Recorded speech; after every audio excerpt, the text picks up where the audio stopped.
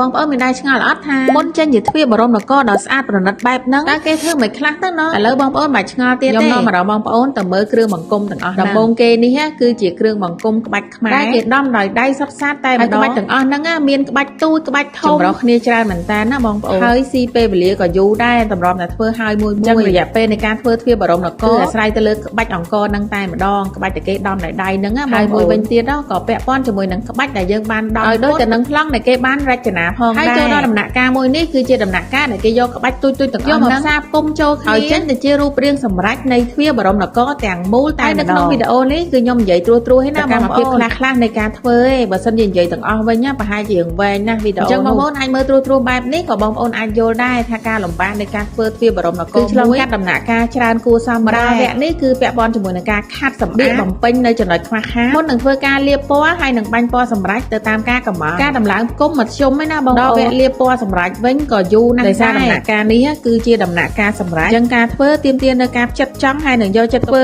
មួយមិនបញ្ញាលេហើយការពេលវេលារៀងយូរគួរសមដែរបានផលិតផលសម្រេចដឹកជូនទៅអតិថិជនតែពេលដែលទ្វារបរមនគរនេះរួចរាល់ជាស្ថាពរវិញពិតជាស្អាតប្រណិតខ្លាំងណាស់